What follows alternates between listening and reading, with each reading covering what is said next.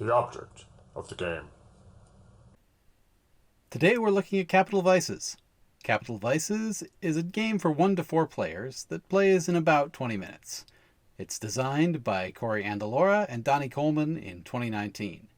Now this game is currently on Kickstarter, so final components may change after the recording of this video.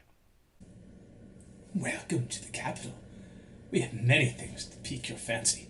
Food to entice the senses, treasures to delight the eyes. What's that? You're not interested? You give me your food, you're supposed to take my money. The object of the game is to win. You win by getting points for being virtuous or patient. You're virtuous if you avoid being a sinner for the round. You're patient if you collect one of each color resource as well as both types, food and money. The game ends at the end of the round when a player has 7 points. The setup and victory conditions vary based on the player count. For this video, we're going to focus on a 3-player game. Setup. Each player takes a scorecard and 2 resource cards in their color. Set the scorecard to 0 and the resource cards so that one shows food and the other money. The resource cards represent your coffer. Determine the first player. The rules suggest that the player who most recently donated to charity should go first. They get the card box as first player marker. In clockwise order, the next player takes a white resource and flips it to food, and the player after that takes a white resource and flips it to money. At the beginning of each round, shuffle the action cards, then place them in a row, picture side up.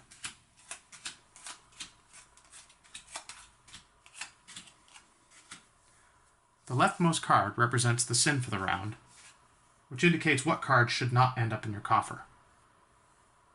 The image to the upper left, as well as on the other side with some explanatory text, describes the sin. The actions on these cards are described by the icons and the text in the lower part of the card. The first player will resolve the first action to the left, and when they're done resolving it, they'll flip it over.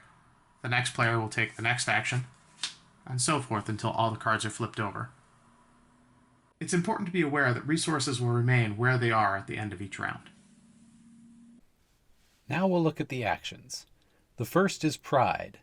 Move a resource from one coffer to a second, and then a different resource from the second coffer to a third. For most actions that move a resource, it does not flip. If it was food, it remains food. Likewise for money. One important edge case. If an action is impossible to perform, it is simply flipped and the player's turn is skipped. For example, with Pride, you need 2 separate coffers with resources. If one coffer hoards them all, Pride can do nothing. You flip it and move on. The next action is Lust. With Lust, you move 2 resources from one coffer to 2 different coffers.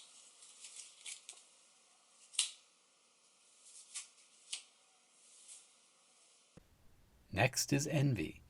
Move one resource from 2 different coffers to a third coffer.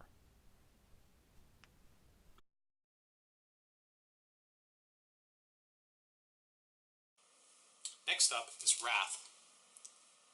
Wrath allows you to trash one of the resources, in which case it will go on the first player marker.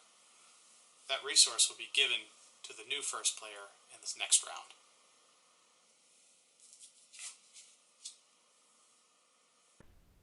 Greed. Move a resource from one coffer to another and flip it to money.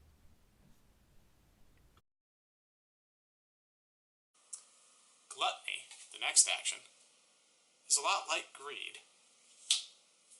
It allows us to take a resource, passing to another player and flipping it to food.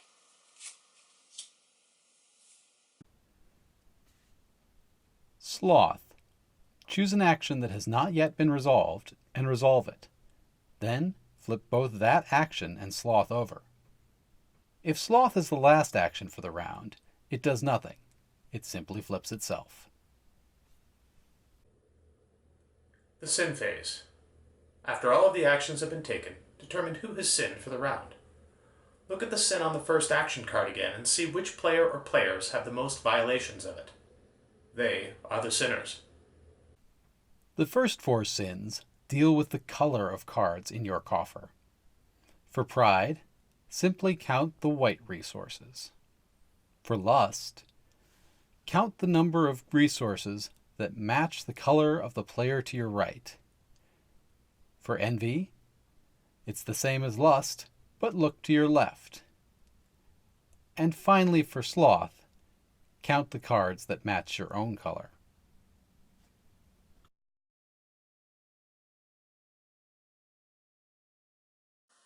The next 3 sins deal with the count of resources you have. Wrath is the most total resources. Greed, you count the amount of money. Finally, gluttony, you count the amount of food. The virtue phase. All players must figure out their vice tally, 1 for each different color resource and 1 for each different type of resource in their coffer. The players then compare their totals.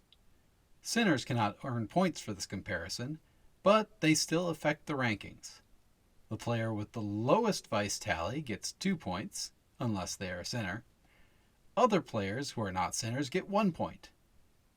Any player, including sinners, with a vice tally of 6 also earns 1 point for patience.